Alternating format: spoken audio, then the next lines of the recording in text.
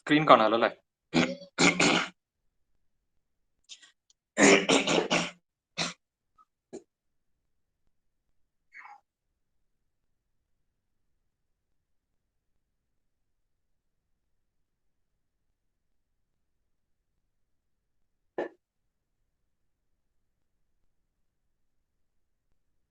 So we are starting with the third module of MCN 202 Constitution of India.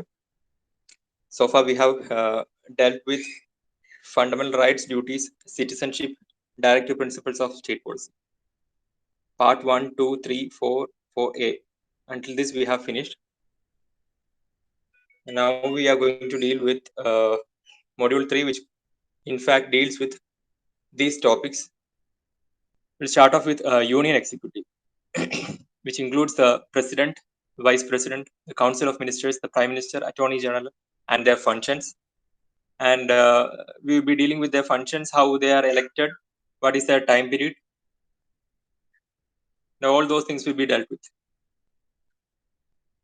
And then in the second part of third module, we will deal with the Parliament, its composition, Rajya Sabha and Lok Sabha, qualification and disqualification of membership.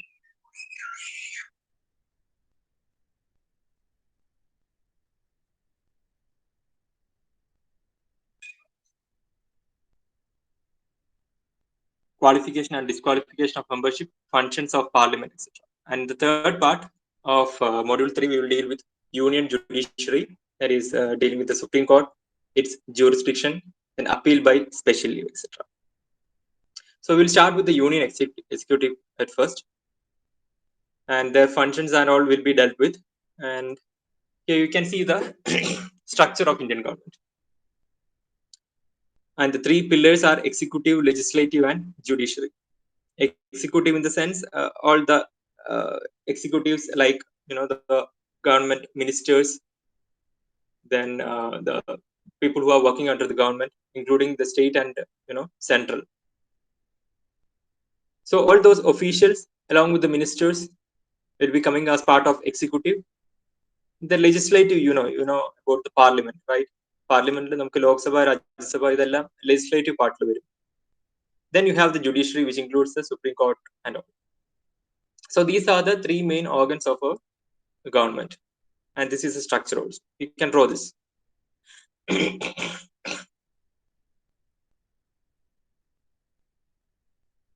ഇതിൽ നമ്മൾ ആദ്യം പറയാൻ പോകുന്നത് union എക്സിക്യൂട്ടീവിനെ പറ്റിയാണ്. That is related to the union government. Central ഗവൺമെന്റിനെ പറ്റിയുള്ള കാര്യങ്ങളായിരിക്കും നമ്മൾ ആദ്യം ഡിസ്കസ് ചെയ്യാം.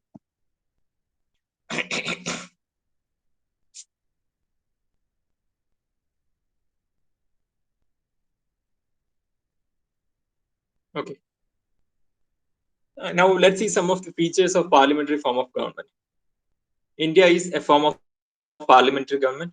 It is a form of government in which executive is responsible and answerable to the legislative. That's a very important point. Executive in the sense, this part or this organ of our government, executive including the ministers and the officials, they are actually answerable to the legislature. അല്ലെ, നമുക്കിപ്പം എന്തൊരു കാര്യത്തിനും മറുപടി പറയേണ്ടി വരിക സഭകളിലാണ്. Lok Sabha, Rajya Sabha, union central government case എടുക്കുകയാണെങ്കിൽ for all the actions or for all the laws that they create or for the actions that they do, they're actually answerable to the legislature.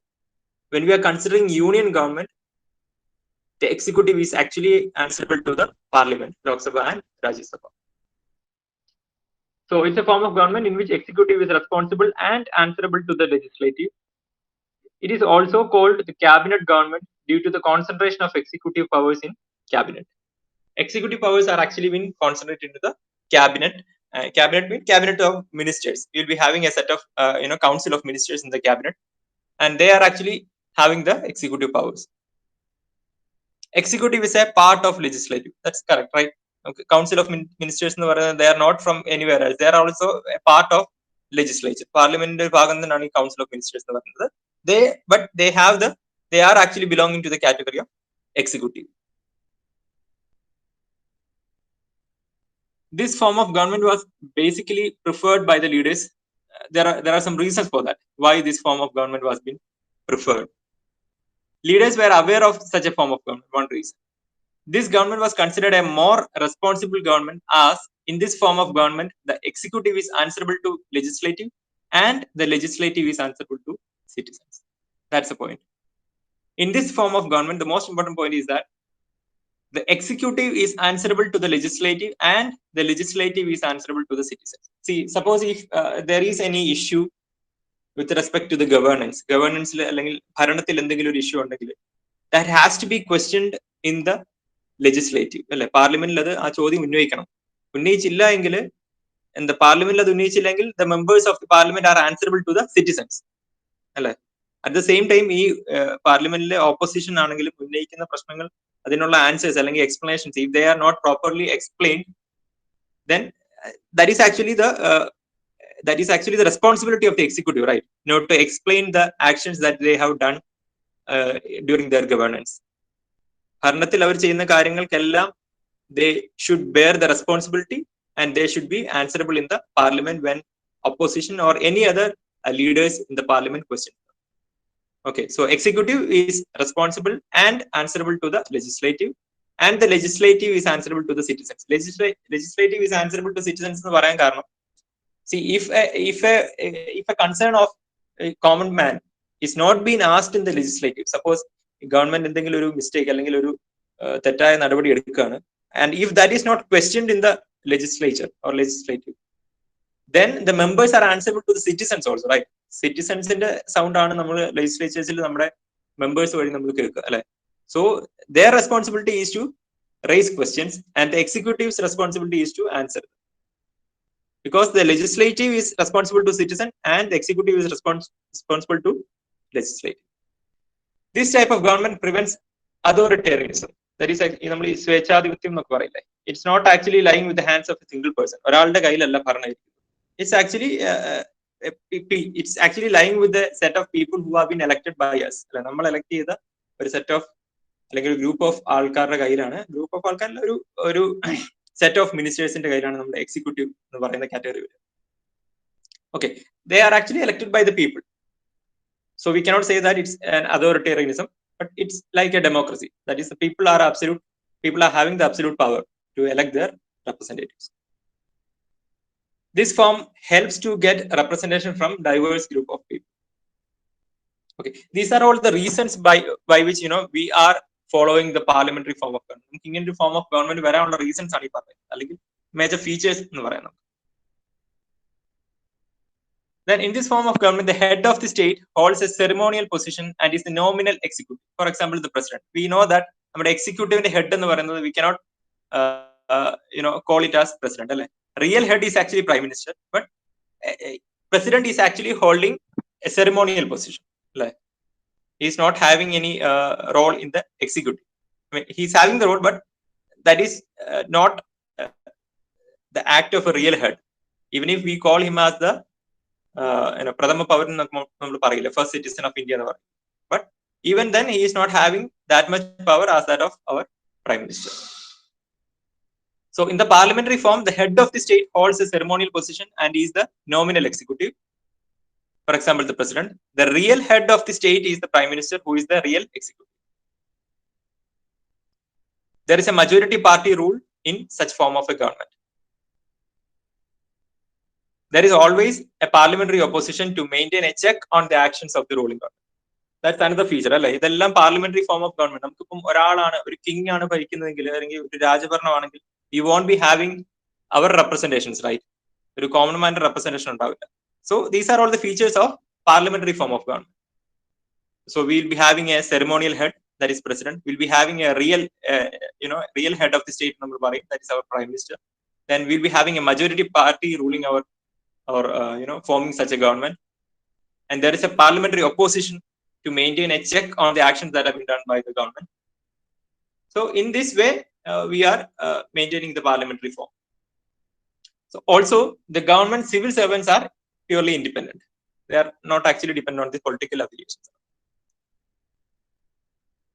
So coming to the topic that is mentioned in our first part of module 3 is union executive. Union executive is coming as part of our union government. Parliamentary form of government part ആണ് union executive എന്ന് പറയുന്നത്.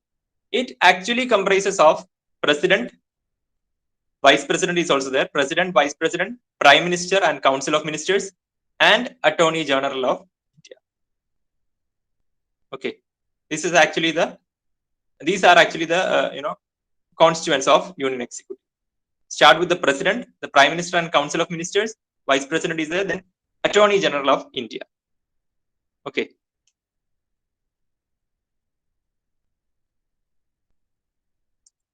And coming to the picture of Union Executive. So this is the structure.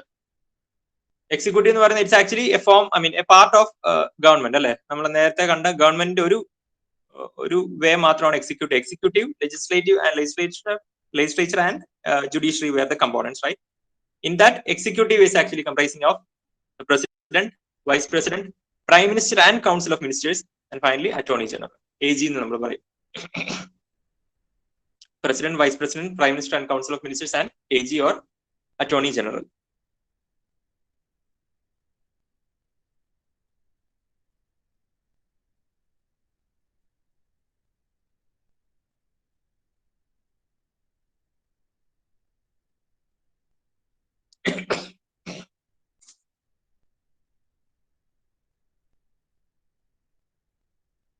Now, who is President of India? Indian President is the head of the state. Head in the sense ceremonial head of the state. He is the first citizen of India and is a symbol of solidarity, unity, and integrity of the nation. He is a part of Union Executive along with the Vice President, Prime Minister, Council of Ministers, and Attorney General of India. Okay, ceremonial head of the state is actually a president.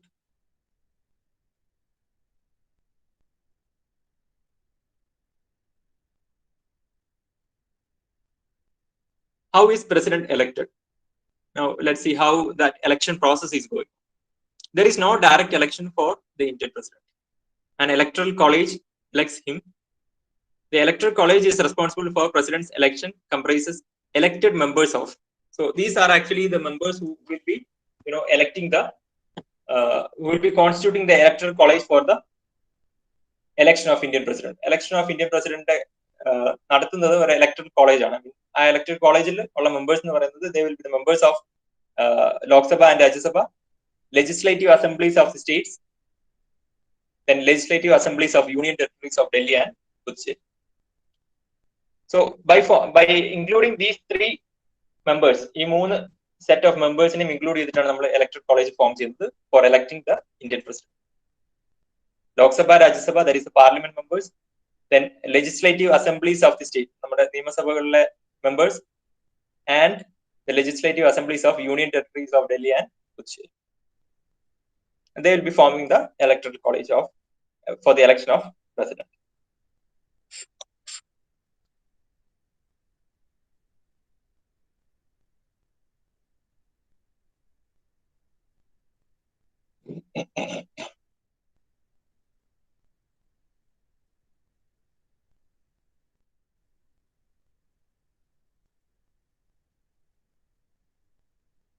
What is the term of president's office?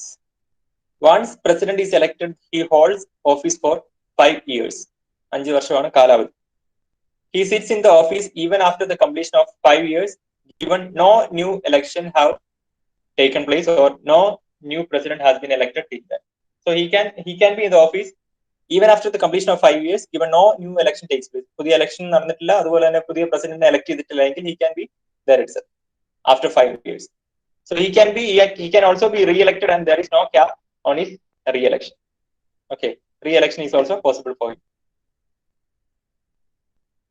So main point is that the term of president's office is actually for 5 years.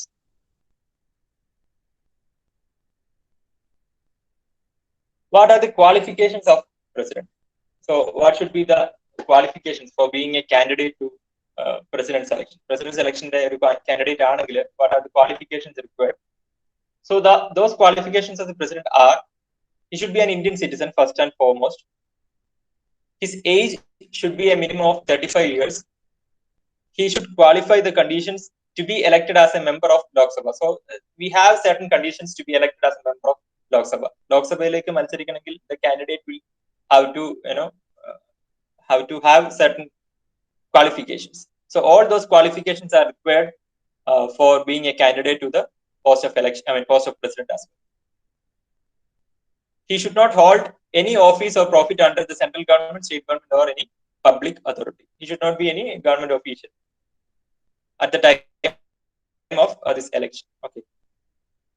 Candidate ആവുന്ന സമയത്ത് he should not be working under any central government, state government, or any public authority.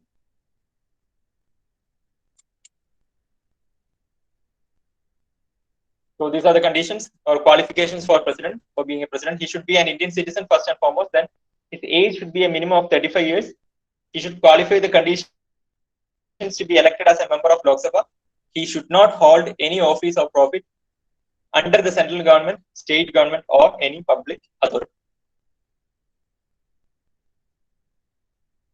Then what are the conditions of the president's office? So there are a few conditions for the candidate running for president's election. He cannot be a member of Lok Sabha and Rajya Sabha. That is, he should not be a member of our parliament. MP ആയിരിക്കാൻ പാടില്ല. If he has been a member of either of the house, he should vacate the seat on his first day as president in the office. Okay. So he cannot be having both positions.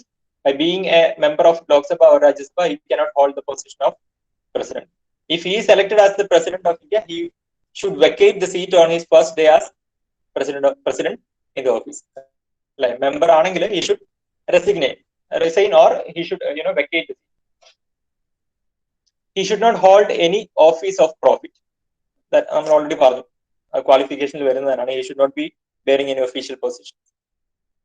For his residence, Rashtrapati Bhavan is provided to him without the payment of rent. Parliament decides his emoluments, allowances, and privileges. Parliament cannot diminish his emoluments and allowances during his term of office. He is given immunity from any criminal proceedings, even in respect of his personal acts. Okay, so you can note that immunity is provided to president from any criminal proceedings, even in respect of his personal acts. Arrest or imprisonment of president cannot take place. Only civil proceeding, criminal proceedings only president പറഞ്ഞ പോസ്റ്റിനെതിരെ നമുക്ക് എടുക്കാൻ പറ്റില്ല. Even for his personal acts, arrest or imprisonment of president cannot take place. Only civil proceedings can be initiated for his personal act. That too after giving 2 months of prior notice. So these are the conditions of president's office. At least ഇതിൽ കുറച്ച് points എങ്കിലും നിങ്ങൾക്ക് പുതിയതായിട്ട് അറിയുന്നതായിരിക്കും, but you should note those points at least. ഈ 5 വർഷമാണ് നമ്മൾ പ്രസിഡന്റിന്റെ കാലാവധി എന്നൊക്കെ ആ പോയിന്റ്സ് ഒക്കെ നിങ്ങൾക്ക് അറിയുന്നുണ്ടാവും. But there will be some points that you were not aware of till now. So you can note those points.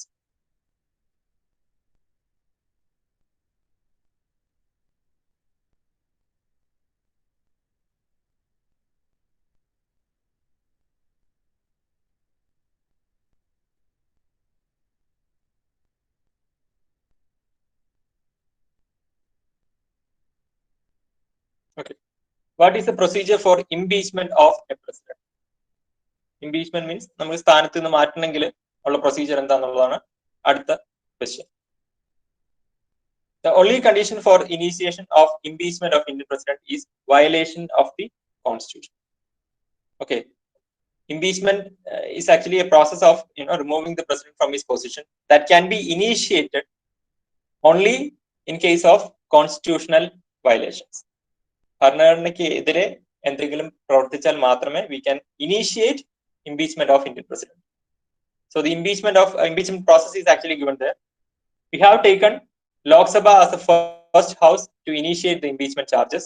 Our Rajya Sabha too can initiate the impeachment charges against the president, and in that case, it will pass the resolution and send the charges to Lok Sabha, which will investigate and pass it if it finds those charges valid. So Lok Sabha is ultimately having the power to perform this impeachment operation, and this can be done only on constitutional violations. It can be done only on constitutional violations, and this will be initiated by the Lok Sabha. Rajya Sabha can also initiate the impeachment charges, but in that case it will pass a resolution and send the charges to Lok Sabha, Ultimately, Lok Sabha will be investigating and passing the, that impeachment if it finds that those charges are valid. Constitutional violations valid ആണെന്ന് തോന്നുകയാണെങ്കിൽ Lok Sabha will be passing that. And that's a procedure. Ultimately, Lok Sabha will be responsible for this process.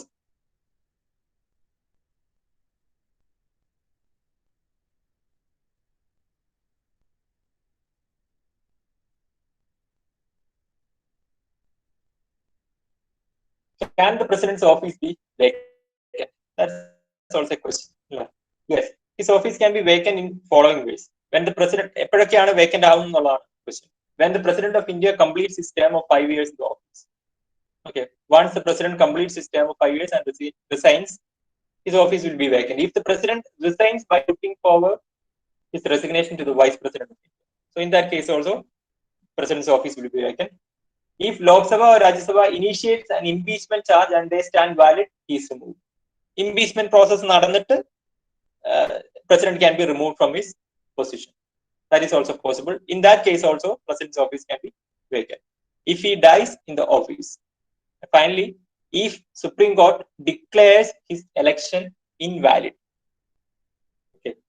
If the election process is declared invalid, then also he will be removed from the position. The president's office vacant ആവുക എന്ന് പറയുന്നത് he has to be removed from the position. He has to be removed from the position, or he has to resign by his own, or he might have died. These are the three main reasons. For resigning from the position, he will have to forward his resignation to the Vice President of India. For removing him, two major types are there. That is, one is impeachment charge, which is actually done by Lok Sabha, Rajya Sabha. That is actually initiated by Lok Sabha and Rajya Sabha. And another process of removing is by Supreme Court, when the Supreme Court finds that his election process was invalid. Okay, so these are the processes by which the President of India can be removed from his position or he resigns from his position. So ഇതെല്ലാം features ആയിട്ട് ഞാൻ ഇത് question ആയിട്ട് ഇട്ടിരിക്കുന്നത് ആ features ആയിട്ട് നിങ്ങൾ ഓർത്തിരിക്കാൻ വേണ്ടിയാണ്. You will not be asked like this. You will be asked about features. We will see the model question paper. Sometimes we will get some type of questions. Now, what are the powers and functions of President of India? Okay, we are classifying these powers as certain types. We will be having executive powers, and then we will be having legislative powers, judicial powers, and all. So we will start with executive powers of President. For every executive action that the Indian government takes is to be taken in his name. നമ്മളിപ്പം കേരളത്തിൽ ഒരു നിയമം പാസ്സാക്കുകയാണ് അല്ലെ ആണെങ്കിൽ that will have to come under the name of governor. കേരളത്തിന്റെ case അതുപോലെ തന്നെ Indian ഗവൺമെന്റിന്റെ കേസിൽ അല്ലെങ്കിൽ യൂണിയൻ ഗവൺമെന്റിന്റെ കേസിൽ for every executive action that the Indian government takes, it should be under the name of President of India. He may or may not make rules to simplify the transaction of business of central government. He appoints the AG of India, that is Attorney General of India. Attorney General of India is actually a person who is actually guiding or providing the advices, legal advices to the government. നമുക്ക് നിയമോപദേശം എന്നൊക്കെ കേട്ടിട്ടില്ലേ, to advise in terms of legalities. So that is actually given by Attorney General of India. So that is, that position is actually been appointed by President and determines his remuneration. Then he appoints the following people. President of India appoints ചെയ്യുന്ന മെമ്പേഴ്സിന്റെ list ആണ് പറയുന്നത്. One is Attorney General of India. Then Comptroller and Auditor General of India, that is CAG. Then Election Commissioner. Then Election Commissioners, Chairman and members of Chief Election Commissioner and other election commissioners. Then Chairman and members of UPSC. State Governors. Then Finance Commission of India Chairman and its members. So ഇത്രയും കാര്യങ്ങളാണ് പ്രസിഡന്റിന്റെ അപ്പോയിന്റ്മെന്റിലൂടെ വരുന്ന members എന്ന് പറയുന്നത്. ഇത്രയും members ആണ്, starting from right from Attorney General of India, then CAG is there, then Election Commissioner is there, that is Chief Election Commissioner is there, and other election commissioners. Then chairman and members of UPSC, then state governors, then Finance Commission of India Chairman and members. Okay, so here comes the executive powers of president. Then he seeks administrative information from union government. നമുക്ക് കണ്ടിട്ടുള്ളതാണ്, നമ്മൾ governor ആണെങ്കിലും president ആണെങ്കിലും they can call the executive and get the information. So administrative information they can call and get from the executives. മുഖ്യമന്ത്രിയെ വിളിച്ചു വരുത്തുക അല്ലെ പ്രധാനമന്ത്രിയെ വിളിച്ചു വരുത്തുക എന്നൊക്കെ കേട്ടില്ലേ. So they can actually get the information directly from the executive. He requires PM to submit for consideration of Council of Ministers any matter on which a decision has been taken by a minister but which has not been considered by the Council. He appoints national commissions of SC/ST and other backward classes. He appoints interstate council. He appoints administrators of union territories. നമുക്കിപ്പം അറിയാലോ, ഇപ്പം ലക്ഷദ്വീപിന്റെ കേസിലൊക്കെ വന്നതുകൊണ്ട് administrator of union territories have been also appointed by the President of India.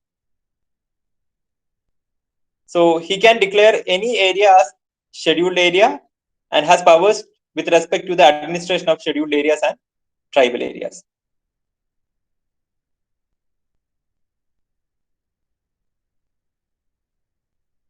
So these were the executive powers of President. Then legislative powers of President. He summons or prorogues Parliament and dissolves the Lok Sabha. He summons a joint sitting of Lok Sabha and Rajya Sabha in case of deadlock. He addresses the Indian Parliament at the commencement of first session after every general election. നമുക്ക് ഇതേ ഒരു category of functions ആയിരിക്കും നമ്മൾ state എക്സിക്യൂട്ടീവിന്റെ കേസിൽ governor നടത്തുക. നമുക്കിപ്പം നമ്മൾ നയപ്രഖ്യാപനം കണ്ടില്ലേ, government after the election, state election, നമുക്ക് കേരളത്തിലെ election കഴിഞ്ഞിട്ട് we had, at the first section we'll be having the address from the president. If that is the case of union government, we'll be having the address from president, and case of state government we'll be having governor's address. So he appoints speaker, deputy speaker of Lok Sabha and chairman or deputy chairman of Rajya Sabha. When the seats fall vacant, he nominates 12 members of the Rajya Sabha. So these are all legislative powers of president. He can nominate 2 members to Lok Sabha from Anglo-Indian community. He consults Election Commission of India on questions of disqualification of MPs. He recommends or permits the introduction of certain types of bills. He declares ordinances or promulgates ordinances, which means declares ordinances. He lays the following reports before the Parliament, that is CAG report, UPSC and Finance Commission reports. These are his powers with respect to legislature. And coming to financial powers of president, to introduce the money bill, his prior recommendation is a must. Dhanagari bill നിങ്ങൾ കേട്ടിട്ടുണ്ടാവല്ലോ, ധനകാര്യ bill.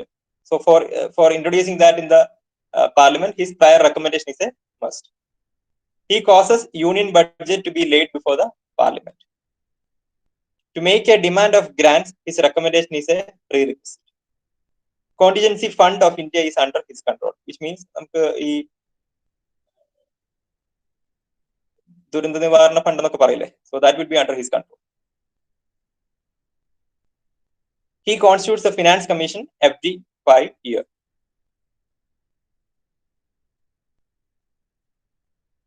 Then again, in judicial powers of president, we have the appointment of Chief Justice and Supreme Court or High Court judges.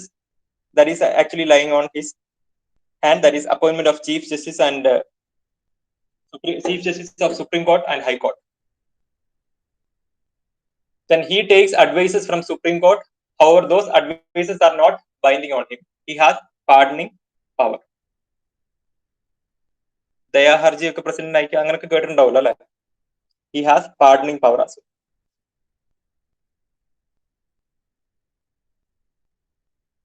Diplomatic powers of president. International treaties and agreements that are approved by Parliament are negotiated and concluded in his name. He is a representative of India in international forums and affairs. So these are the diplomatic powers. ഈ പറയുന്ന കാര്യങ്ങൾക്കൊന്നും further explanation ആവശ്യമില്ല. That's why I'm just reading this out. If there comes any question, you can ask. And this one you might be aware of. He's the commander of നമ്മുടെ Army, Navy, and Air Force. Commander will be President. He's the commander of defense forces in India. Ultimate head will be the President of India, of Army, Navy, and Air Force. And he deals with 3 types of emergencies given in the Indian Constitution. National emergency, Article 352, President's rule, Article 356 and 365, and financial emergency, Article 360. These are the 3 types of emergencies given in the Indian Constitution. He is actually dealing with that. What is the ordinance making power of President? Article 1 to 3 deals with the ordinance making power of President. President has many legislative powers, and this power is one of them.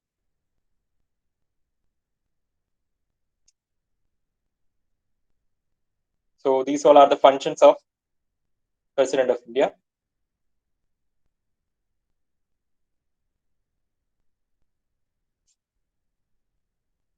Let me just set the question paper, how the questions have been asked.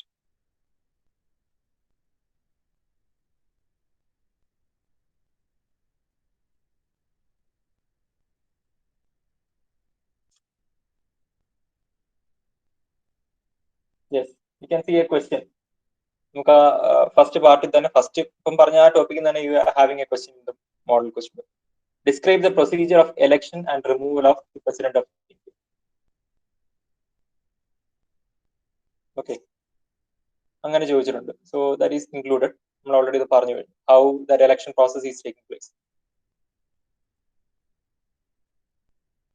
There is no direct election for Indian President. An electoral college will be there, and that consists of Lok Sabha, Rajya Sabha, legislative assemblies of states, legislative assemblies of union territories of Delhi and Puducherry. And there is actually a pattern for this election. Vote share, a pattern that we will discuss. That we will discuss. So you should mention that for how president is been elected. The formation of electoral college with Lok Sabha, Rajya Sabha members, then members of state assemblies, and with the members of assemblies of union territories of Delhi and Puducherry. Then how he's been removed, right? Procedure of removal of President of India. That is actually that you can mention this point, how that impeachment process. Yeah, this process can be mentioned. The only condition for initiation of impeachment of Indian President is violation of Constitution, and how that process takes place is given.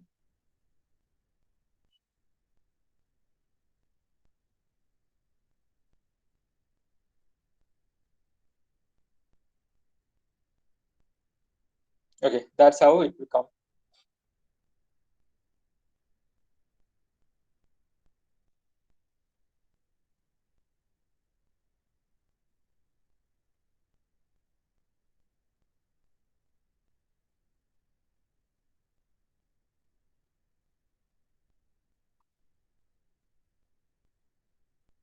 So we have dealt with the first point, that is first point of Union Executive. Union Executive, the first part is President. We have dealt with the function, how he has been elected, how he can be removed, what is the term of his office, then what are the powers or functions held by President of India.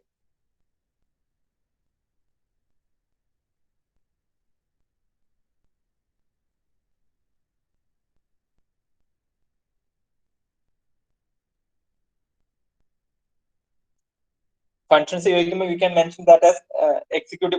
Separate mention. Executive powers are there. Executive powers means with respect to the ministers. Ministersum അല്ലെങ്കിൽ governance ആയിട്ട് ബന്ധപ്പെട്ട കാര്യം. Okay, അതാണ് executive powers ൽ വരുന്നത്. പിന്നെ parliament അല്ലെങ്കിൽ legislative ആയിട്ട് ബന്ധപ്പെട്ട് വരുന്ന powers ആണ് legislative powers, and then വേറെ കുറച്ച് powers ആണ് ഈ judicial category ൽ വരുന്നത്. Like he is appointing the chief justice of Supreme Court and all.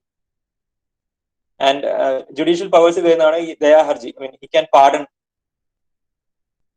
He has a capability to pardoning power is also there. So they will come. That will come under the category of judicial power. So you mentioned that powers you mentioned that functions of president are usually chancellor question. So if you are asked with functions of president of India, you mention it as 4 categories: executive powers of president, then legislative powers, financial powers, and finally judicial powers. Judicial powers. These are the main 4 categories.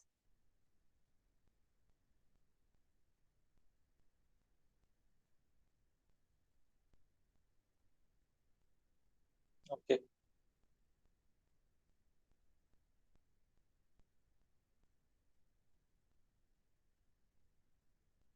Yeah, that's it. Can mark your attendance now.